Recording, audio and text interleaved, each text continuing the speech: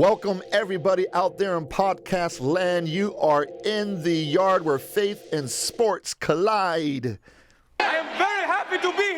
Thank you, Hakeem. I am happy to be here, too. This is Marcus Preciado, your host. And over there, we've got Jefferson Drexler. How are you doing today, Jefferson? Doing real good, Marcus. Thanks for having me. Hey, we have a great show lined up today. But before we begin, we want to say another thank you to our partners, Christian Podcast Central. Thank you so much for partnering with us and making this happen. Hey, if you're new to the show, and everybody is because the show is new, this is what happens. We're going to have fun reviewing the week in sports, laugh a little bit, point out some things, but more importantly, we always have a professional guest on later to talk about how faith and sports collide in their world. And today we've got the all-time leading receiver for San Diego State and former pro football player J.R. Tolver. Can't wait to hear from him. And so real quick, let me just take a look at some things in the week that jumped out at me before we tap into our top three. Couple things. The World Series. Great World Series setup. The Astros and Nationals. Of course, that great walk-off home run by Jose Altuve.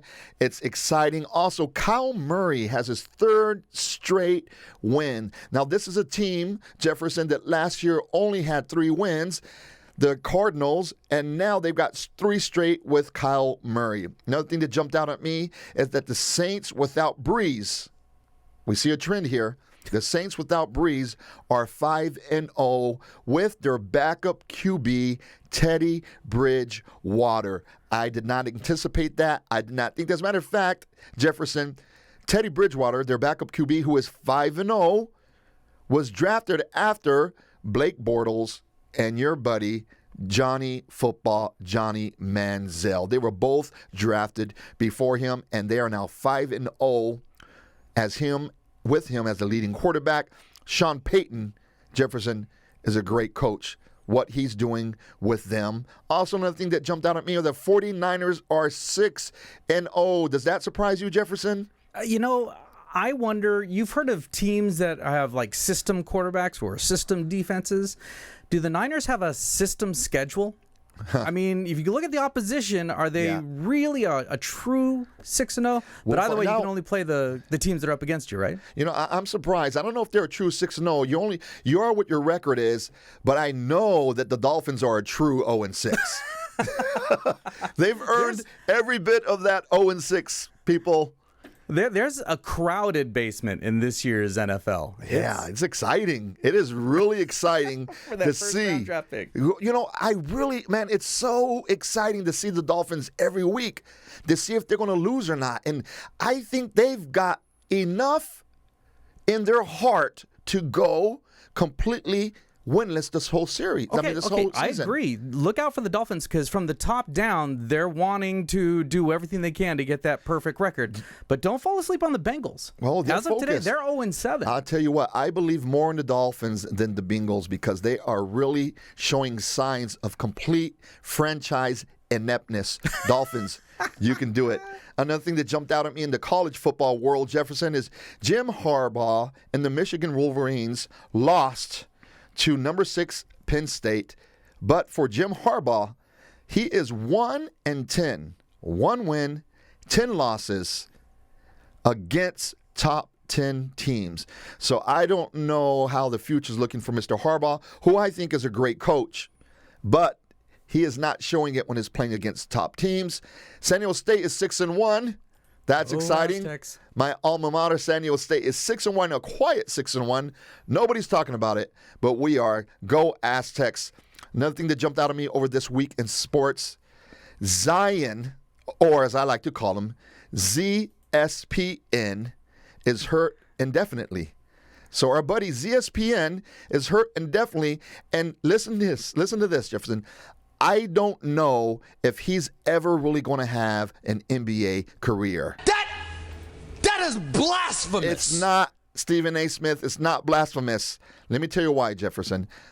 I think he just might be too explosive for his body.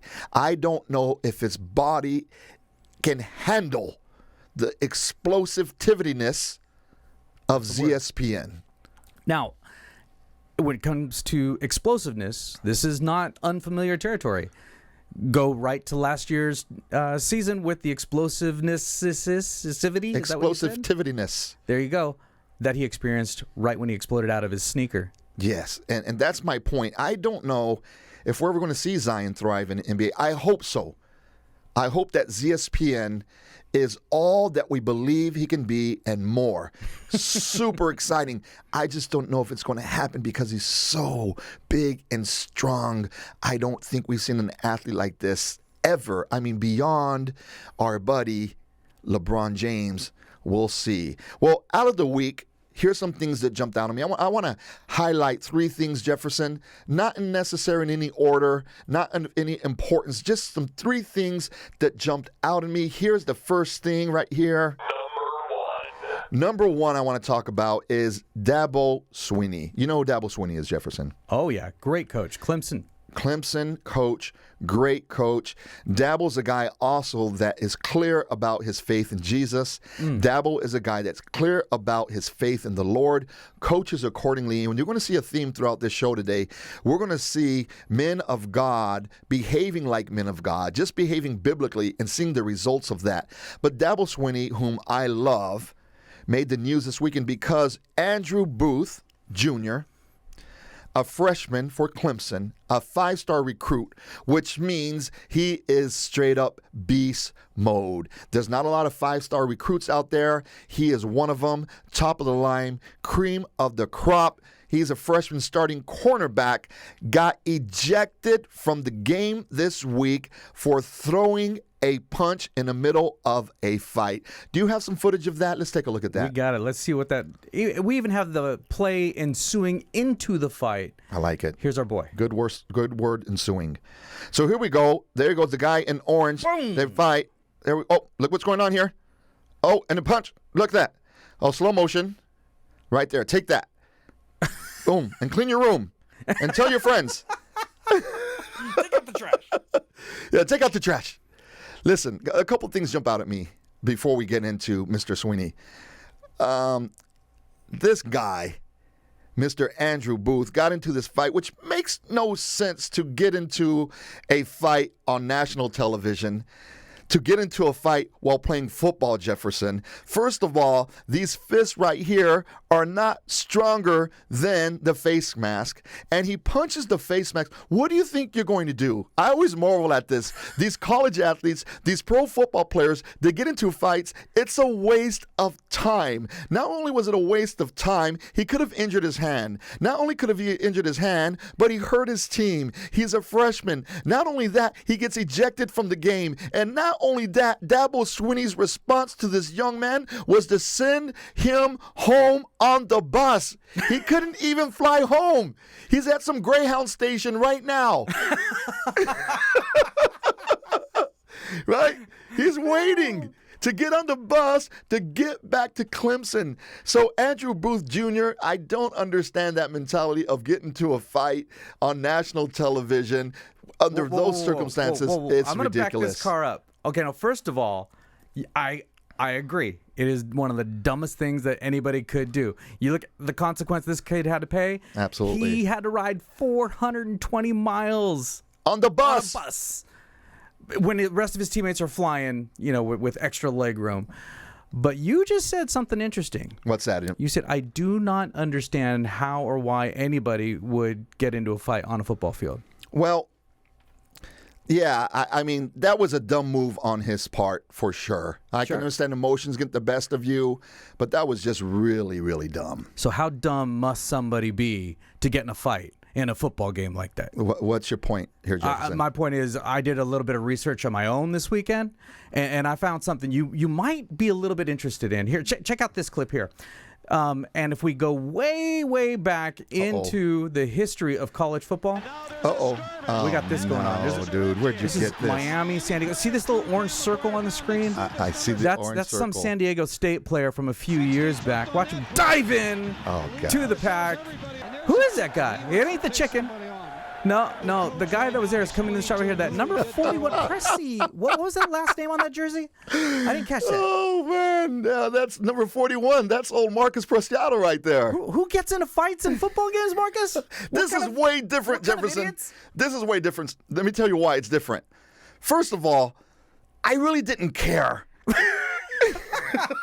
There was no real emotional investment. Like, I wasn't upset at anybody. Let me reset the scene here, right? We're playing Miami in 1990. In 1989, Jefferson, Miami were the national champions.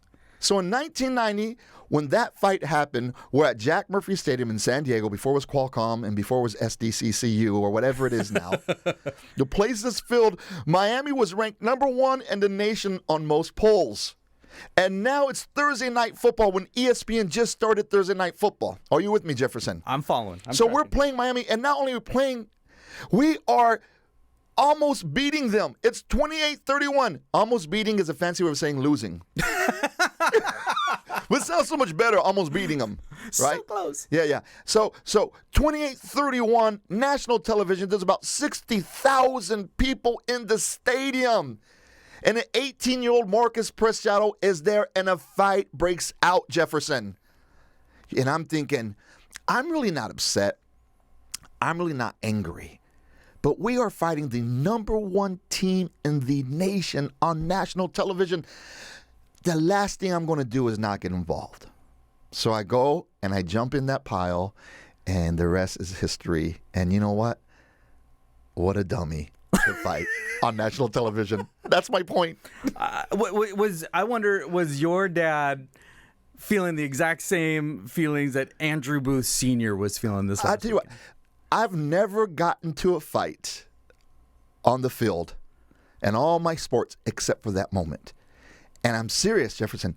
I didn't care. I wasn't angry at anybody. It was like, I got to take advantage of this moment. Look, right Mom, I'm on now. TV. So thank God Dabo Swinney was not my coach, because I would have been kicked off that team for sure. Hey, a couple quotes about Dabo Swinney, this I want to point out real quick. Of all the success they are having in the SEC, he said this: "We're the rednecks who moved into the nice neighborhood, but we belong." I love that. Dabo Swinney is so awesome. This one also tells you about his character. "Let the light shine in you be brighter than the light that shines on you." You know what, Jefferson? And that sums up Coach Dabo Swinney, that this guy is not only a great coach, not only is a great recruiter, but this is a man of integrity, and this is a man that loves the Lord. And I know we highlight so many ugly things that happen in sports, but I want us to continue to highlight some of the great things, the great coaches, the great players that are doing great things throughout the week. And so Dabo Swinney is my number 1. Thank you, Coach. And we move on to our next here. Number 2, here we go. Jose Altuve. Or, as some may say, Jose Altuve. You choose, right? I had to throw in my little Latino. Jose Altuve. Mini-man. Yeah, you know when you watch like the Weather Channel or somebody, and it's a Latino, right? And it's like, hey, and the weather today is going to be great. The precipitation of 90% coming down. And this is Marcus Preciado. Like, dude, what? Why just then? Coming to you live from Well, I guess San it's been Jose. like, okay, you guys, today we're going to have it's going to be pretty cold, you guys. And it's going to rain, probably not. But you know it's okay. It's Marcus Preciado. I want to start switching it up. But anyways, Jose Altuve, the Houston Astros second baseman, hit that walk-off home run, and it sent the Astros into the World Series, defeating who? The glorious, storied team of all teams, New York Yankees. You know what? I'm not a Yankees fan. I'm not a Yankees hater.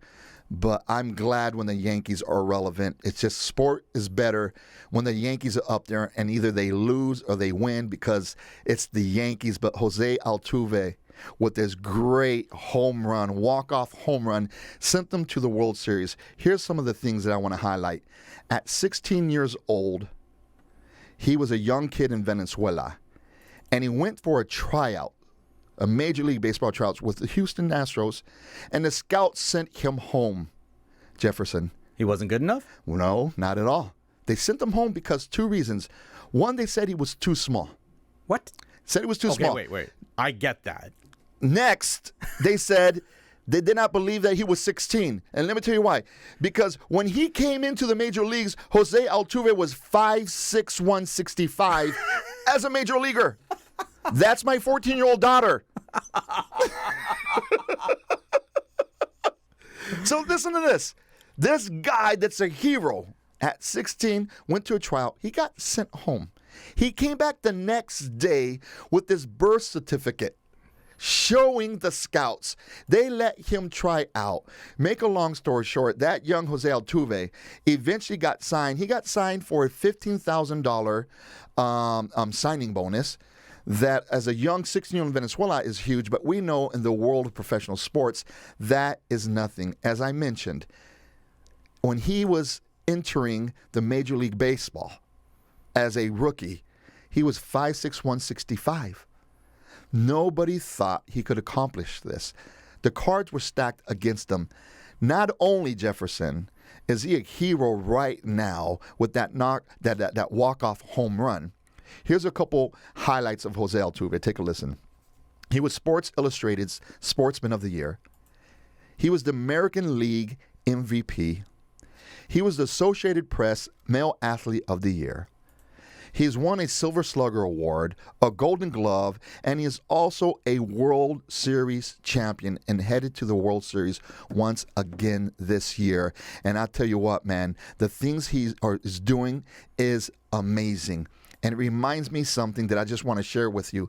You know, we've got an enemy, Jefferson. We have a lot of silliness and a lot of fun on this show. But really, this show is set aside really to point people and let them know that Jesus loves them. That's right. That there's hope in Jesus. You know, also, not only do we have Jesus as an advocate for us, but we've got the devil who's an enemy against us, right? And so Jose Altuve reminds me of that we have an enemy always telling us what we can and what we can't do. Mostly what we can't do, you know? You know, I didn't come here to preach to you today. Actually, I did come here to preach to you today, so take a listen and hold on. Thank you, Pastor. Thank you, Reverend. This verse in Ephesians 3:20 says this. I love this verse. Now to him who is able to do immeasurably more than we can ask or imagine, according to his power that is at work in us. That's Ephesians 3:20. And the reason I say that is because I don't think Jose would have ever imagined accomplishing these things. Certainly, maybe he may have. But the people around him, those scouts that first saw him and sent him home, certainly did not think that he would accomplish this. And for us, you know what? God's got great plans for us, Jefferson. You know, we are his children. He loves us. He has blessed us. And you know what? He wants to do immeasurably more than we can ask or imagine. So for me, that's a special moment, not just because the optics of it looks great, but just spiritually, there's so much richness in there. Us as believers, knowing that, you know what, the enemy wants to tell us what we can't do and limit us, but what we can do through the Lord, what we can do through Christ is immeasurably more than we can ask or imagine. Can I get a amen? Thank you. All right, number three. Lebrand James. That's what I want to talk about right now. Now, our friend Lebrand James recently has been in the news because of his response to a tweet of the general manager of the Houston Rockets. So basically the head boss of the NBA team, the Houston Rockets, Lebrand James did not like a tweet that this general manager sent out. If we can pull up just a picture of that tweet there. There we go. There's Daryl Morey, GM of the Houston Rockets, saying, "Fight for freedom, stand with Hong Kong." So to me, Jefferson, that is a pretty benign tweet. Stand for freedom. That's not too controversial. Oh, say, can you see? Stand for freedom, right? And mentioning Hong Kong, and most of us know the struggles that are going on right now between Hong Kong and China. Most of us have a decent idea that China is a communist country. Most of us are aware of some of the inhumane behavior that that government is showing and treating the country with, and we know that they're trying to do the same with Hong Kong. So I'm not going to get too much into that. Really, what I really want to focus on Lebrand James. Why are you laughing? Lebrand James. That's got a ring to it. Yeah. It's got a nice ring to it. And this is why I call him Lebrand James, is because his recent response to Daryl Morey's tweet was pretty interesting at a press conference. Can you pull that up for us, please, real quick? Sure thing.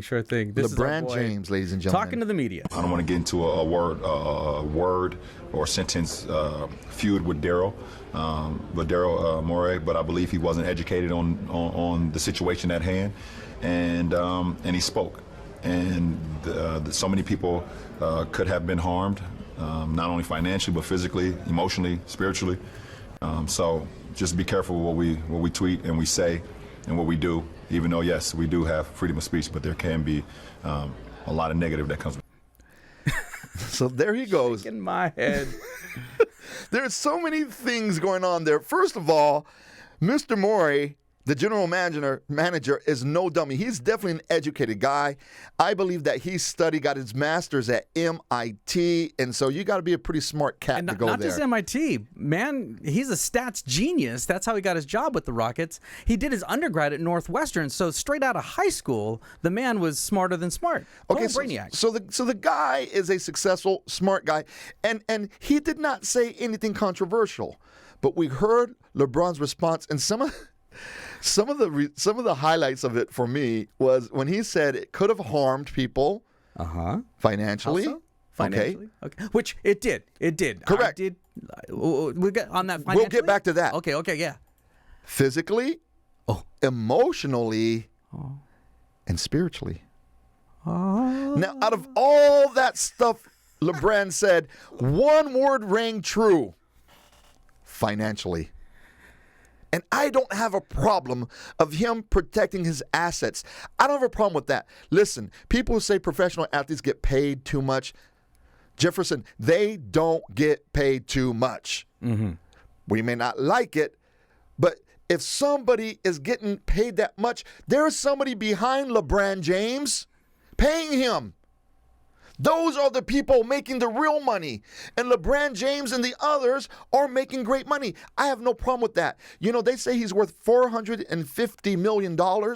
He's received about $250 million in NBA salary. That means he's been smart enough and surrounded himself with the right team to make about $200 million on his own through endorsements. That's smart.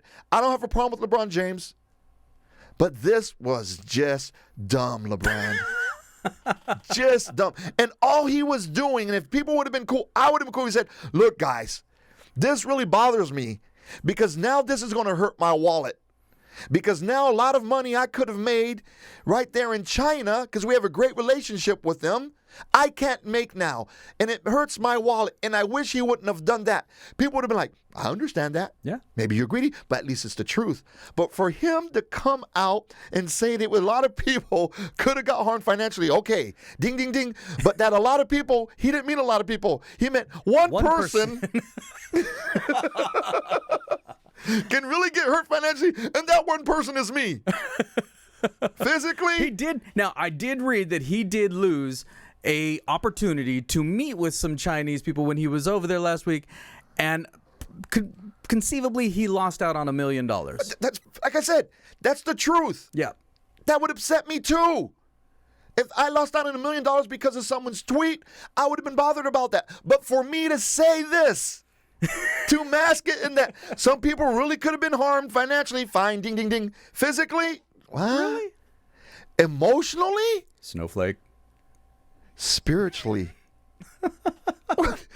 Amen. Are there people now going to hell because of that tweet? Like, when people start losing their salvation? And a young priest for LeBron. Is church attendance down? You know, my boy Lebron was not the only one, though, that was potentially suffering financially, emotionally, and spiritually. I don't know if you watch much Comedy Central. Do you get any of that? I don't watch much Comedy Central, no. Okay, well, unfortunately, sadly, I do. And my boy Cartman on the, ever popular show Comedy Central, he also was facing some uphill battles this week. Okay, I don't know this guy because I don't watch that network, but go ahead. Let us know what's going on there. Check out this clip because my boy Cartman, he was fighting an uphill struggle with the cafeteria ladies. You can't mess with school lunches. And, this is his impassioned speech. Let's look what happened last week, or actually I should say it a couple days ago on South Park. Yes, we do all have freedom of speech, but at times there are ramifications for the negative that can happen when you're not thinking about others and you're only thinking about yourself. Whoa, what's going on, kid? They're trying to change people's lunch. They don't realize it harms people financially, physically, emotionally, and spiritually. That's right, spiritually, yeah. Wow, so this is making its rounds, man. By the way, I've never seen an episode of South Park. So moving forward, all the South Park yard references will need to come from you. But that was funny. Sorry, Mom. That was funny. I like that right there. So now we're going to get into the joy and pain section of the show when we talk about things that happened during the week that brought us both joy and brought us pain. Oh, come on. Come on, here we go. Pain. Pump it up. Sunshine. Yeah, and rain. Oh, man, I love that song. Joy and pain. The first thing that brought me joy, we got a couple things this week, but mine centers around Patrick Mahomes getting hurt, Jefferson. That's my boy. What's up, Mahomes? So why is that part of my joy? I can't fathom it. I mean, the boy's kneecap, left gosh. where it's supposed to be. What's joyful in that whatsoever? Did you see that? And they had to literally push it back into place. And then he refuses to get carted off. And he walks off. Could you imagine that in a soccer game? Like, you get breathed on wrong in a soccer game and people start having convulsions. Now, here's what I did see. I wish I had the clip to show this one. But this is, it was out of a rugby match where a rugby player's knee, patella, got dislocated. Dude takes his fist, punches it back into place, gets up and runs back down the field. So, yes, soccer players, forget about it. Rugby, they're made of something different. Okay, so this is why I'm not happy that he got hurt, obviously. This is another man that loves God. So why is my joy centered around Patrick Mahomes getting hurt? It's because of a tweet, and I think you saw this. Mm-hmm. It's a tweet that he sent out that night and the response. Yeah, his tweet says this: awesome team win. Love my brothers. Thank you all for the prayers. Everything looking good so far. Hashtag God is good. Hashtag Chiefs Kingdom. That's just amazing. I love this guy. I love everything about Patrick. You know what? He is an awesome guy that loves God. I don't know what you come to do, but I come to praise His name. Can I get an amen? So that was the pastor right there, I think, visiting. That's actual audio footage of the pastor visiting Patrick Mahomes in the hospital. But look at his response, man, as he's in a hospital. That's the kicker. If you look at on the graphic there, we got a reply to his tweet here from Russell Wilson, who is getting ready for his game on the weekend. He says, praying for you, bro. And then the praying hands emoji to Patrick Mahomes. I mean, that is two amazing leaders within the NFL. I am super stoked to just be a fan of those guys. You know, and here's a cool thing, too. Once again, this theme of, they're not going out of the way to be crazy, good, to, want to shock the world with their heart. This is simply a case of men of God behaving like men of God. It's simply a case, Jefferson, of Christians behaving like Christians. Biblical principles are so strong and they're so true, and it's so cool to see these guys have the guts just to behave like Christian men, to behave biblically, and what an impact they are having. You know what, guys? Keep up the great work. They are encouraging. You know how many millions of people, Jefferson, see those tweets and read those tweets? Man, it makes an impact. So that's my joy for the week. The pain for the week, Jefferson, and this one hurts as a sports fan. There's the great sport of curling, which I'm sure you're familiar with. Absolutely, gotta love it. There is spike ball that's on the rise here, Along with cornhole, right? Yeah, these Along things with cornhole. they're coming along. And you know what? You can see all those sports on ESPN, but now there is a sport that's gaining some momentum that's really painful to watch, and it's the sport of hobby horse. Hootie-wootie? Hobby horse. Remember when you were a kid, right? And it was just like a stick, like a broomstick. And somebody put a decapitated...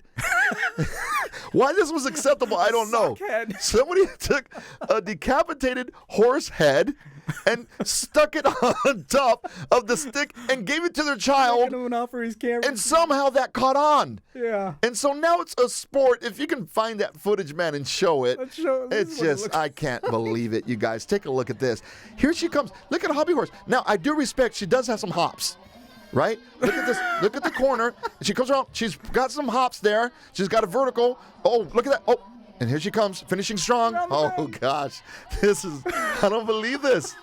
But look at her competition, right? But first she has to choose the right horse. You got to choose the right horse. The horse to the left is the fastest. The one in the middle is very strong. And here she goes.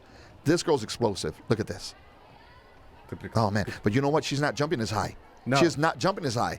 And so I don't know if this is a different division. I don't know if this is a different weight class. But hobby horse is now one of the thing. sports on the rise, and you know what? That hurts. But unlike hobby horse, our next guest played a real sport.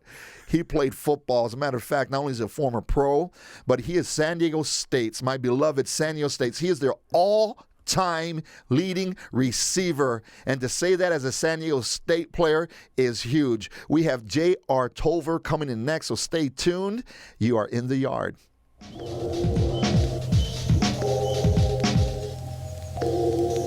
Welcome back. You are in the yard where faith and sports collide with Marcus Preciado, and I'm here with a great guy, a man that loves the Lord, a former NFL receiver, had some time with the Dolphins and the Dallas Cowboys. More importantly, San Diego State's all-time leading receiver.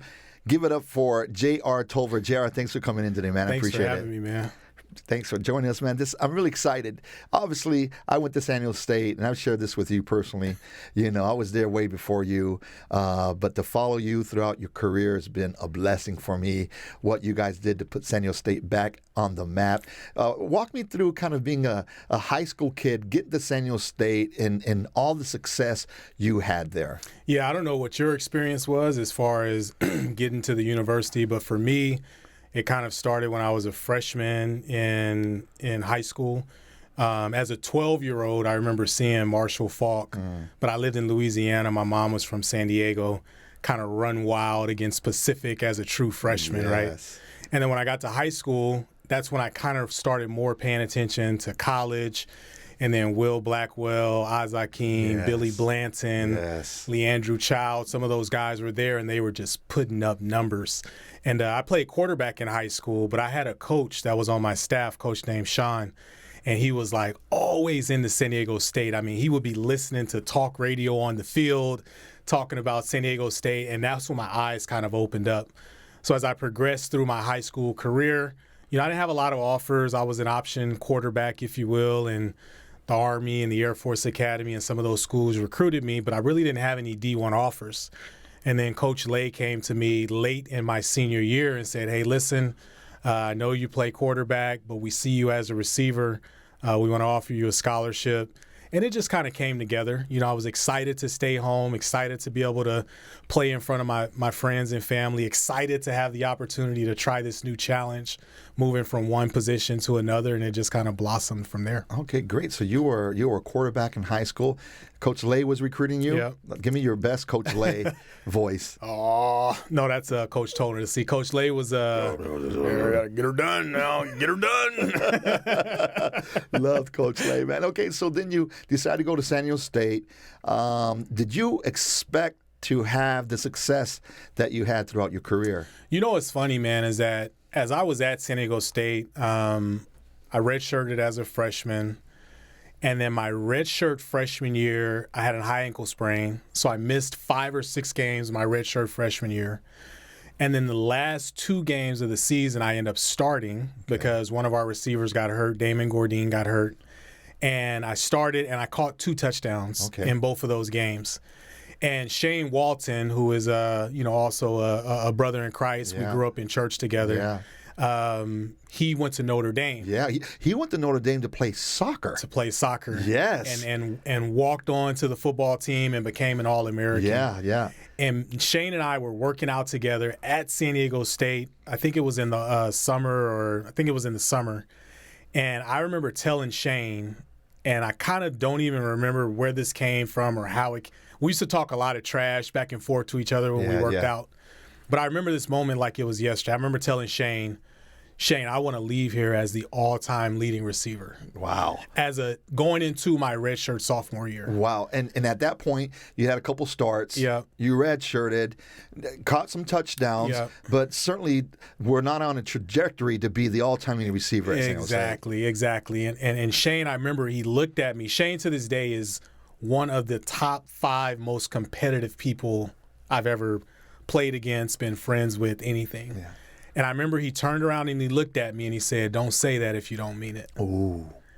And from that point on, everything that I did was in line with me trying to break Will Blackwell's 197 catch record, and some things lined up, and it worked out. Wow. So from that point, you might have said it, maybe just throwing it out there, but I think maybe when Sean got back to you, it kind of made you think, oh, let me really pursue this and anchor it down. Is that what happened? Yeah, it really did. And Shane and I, we were just, we were swords for one another, right? We held each other accountable. I'd call him after his games. He'd call me after my games. But it was when he turned to me, and I don't even know if he remembers this, but when he turned to me and said, "Don't say it if you don't mean it," it changed me, right? It changed me internally. And then it also made me think a little bit more about, well, what am I really doing to make something like that happen? Because something like that doesn't just happen overnight, right? You have to have a plan. You have to have a plan. Yeah. Am I eating right? Am I approaching school the right way? Am I working out enough? Am I lifting enough? And for whatever reason, that was the moment where I really can look back and pinpoint and say that moment, that conversation, that workout with Shane really manifested into what my career ended up becoming. Wow, it's amazing the power of words, Jared, as you say that, man. And who knows that if you would have never, first of all, said that, and he never challenged you, who knows if that ever would have been your mindset, or if that would have been your goal, if that would have ever happened, man. The power of words, that is amazing. So take us into then the following years. Now you have a different mindset. Yep. You're a little bit bigger, faster, and stronger now, for sure. Yep. And talk to us about now the all the joy and all the amazing opportunities that happened as you were pursuing that goal. Yeah, I mean, it wasn't without struggle. I mean, going into my sophomore year, my redshirt sophomore year, I ended up the season with 60-plus catches, but I had a lot of drops. I didn't have any touchdowns. I think I had 1 touchdown that season. Wow. There was some guys who were behind me that were fighting for my position, and there were, murmurings that maybe I shouldn't be starting, maybe these other guys should be starting. Going into my senior year, very similar, 60-plus catches, but only a couple of touchdowns. And at that point, I was just kind of in this position where, am I really going to be able to do this? Am I everything that I think I can be? We weren't winning a lot of football games when I was there. And then my junior year, Coach Toner got fired. So now we're coachless, right? Yeah. And I honestly thought about it. I remember walking into Coach Toner's office and with tears in my eyes because my coach just got fired, saying, man, I don't know if I want to be here anymore. You're leaving. Everything's going to change. New coach is going to come in. I got my degree already. Maybe I just put my name in the NFL draft, and if I get drafted, great. If I don't and don't make a team, I already got my degree. It'll be fine. And Coach Toner said, you're not ready to come out. Stay. And so I stayed, and Coach Kraft came in, and Adam Hall transferred in, and Kasim Osgood transferred in, and from Cal Poly. we just started throwing the ball all over the place, and it ended up being a great decision to stay for my senior year. Yes, that was a lot of fun watching you guys. We had Kasim on a couple of weeks ago, and man, you guys threw that ball around, caught it, and made a lot of fans and had a lot of fun. We know that then catapulted you to an opportunity to play a little bit NFL, play also professionally, I believe, in Canada as well. Yeah. So chat with us a little bit about that experience. Yeah. So I mean, as a youngster, I mean, the goal was always to play in the NFL, and having a big senior season put me in a position to get drafted in the 5th round by the Miami Dolphins, and was very excited about that opportunity. Went down there in preseason and, led all rookies in catches and yards in that preseason. So was feeling really good about my rookie year going into my first year in the NFL, and ended up getting injured, having a partially torn patellar tendon and getting put on injured reserve and not really being able to do all the things that I wanted to do or that I thought I was going to do as a pro. So one injury turned into an active year and a couple of practice squad years and 3 teams in 2 years, and ended up, transitioning out of professional football about 6 years from the time that I started. Became a high school football coach, and that's where I really found my passion for the game. I thought my passion in the game was the playing and the competition, but really my passion in the game was the teaching and showing players how to work together and building camaraderie and culture. And then more so than anything, just showing guys how to work for a bigger purpose other than themselves. Because I think sometimes as athletes, we get very caught into what other people are saying about us or what we think about ourselves. And we sometimes mask that a little bit in the team environment. But when you're coaching, you have no choice but to make sure that is focused on bringing this team together, making sure that everybody's on the same page. And that's why I really found a passion for the game.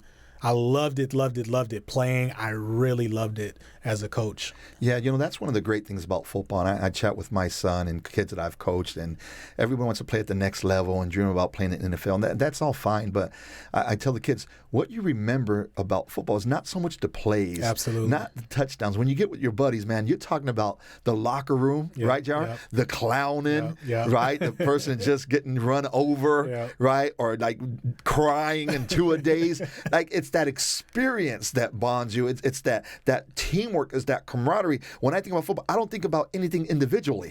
Right? I think of what did I experience with my brothers, what did I experience with my team, and that's pretty unique to football. Do you agree with that? No, 100%. I mean, the thing that I miss most about playing is the locker room.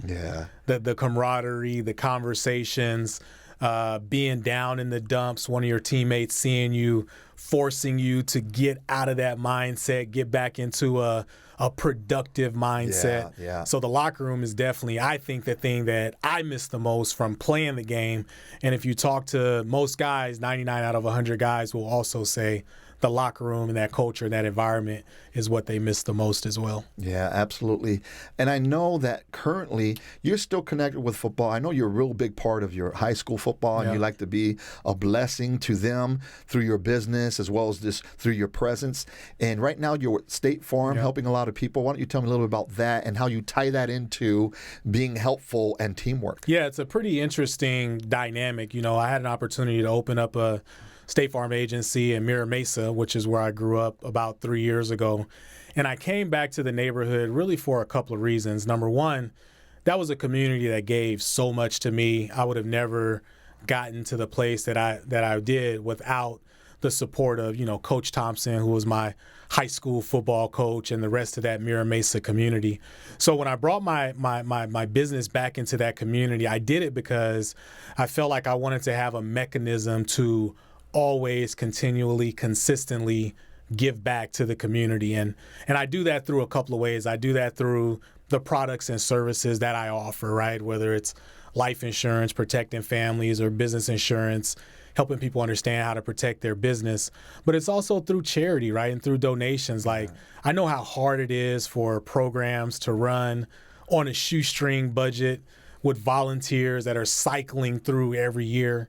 So my goal was to be a resource to that community, no matter who or when or what was coming through the community. People know that they can come to my door and we can figure out a way that my business can support their organization so that the kids in those programs can have the same opportunities that I did as a young person growing up in that neighborhood. You know, that's awesome. That goes with our theme of this podcast, of this week's episode. Is really, we've seen men of God through highlighting this week just behaving like men of God. Yeah. You know, just taking biblical principles and applying them. And when we do that, we get great results. I know you're a man of faith. I know you're a man that loves Jesus. Absolutely. Right? So talk to us about how that's woven in everything you do as a former pro guy, as a guy that wants to help the community, as a family guy. How is Jesus the anchor of those things for you? You know, I mean, anytime you have so many moving parts like I do, like most men do, right? You know, I'm a dad. I'm a husband, I'm a business owner, I'm, trying to support you have all of these moving parts. I think what God does is he centers that focus, right? He always lets you know that I am the biggest, right? And for me, like, to be able to always look up and to get that kind of direction from my faith in God. My dad taught me that at a very early age, right? Which is, there's nothing bigger than God and there's nothing more important than God. So when you get stuck in your little ruts and you think that, oh, I lost this game, or I didn't make as much money as I should have, or I'm injured and I should be playing, or whatever it is, just look up, right? Look up, re-centralize, recenter yourself, realize that there's nothing bigger than God. Everything that we do for his glory, and then reverse engineer and start all over again. So for me, somebody who will always have a ton of irons in the fire at the same time, the one thing that kind of centralizes me and makes me consistent is that relationship with Jesus. Man, that is so awesome to hear. JR, thanks for joining us today, man. We really appreciate it. Like I said, personally, man, I've always been a supporter of you. I love it. And the things we get to do together now, not only through the show, but in community, that things we're working on, I love it. I appreciate it. We look forward to having you back soon in the yard. God bless you. Love you, brother. You too, man. If I could say one last thing, I've watched you at The Rock for the last few years as a senior pastor and have always admired what you've done. Have always admired the energy you've given to me and my family, but also the other members of the church. So to see you out here in this environment, doing what God has purposed you to do, continually spreading that word, showing that big, great personality, it's inspiring. So keep doing what you're doing, man. There's a lot of people watching and a lot of people enjoy what you're doing. Well, I'll take that. I appreciate it. Thanks a lot, JR. I want to thank our guest today, J.R. Tolver, for being in the yard. And, of course, our partner, Christian Podcast Central. So go to ChristianPodcastCentral.com for all kinds of great content. You guys, thanks for joining us, and join us next week in the yard.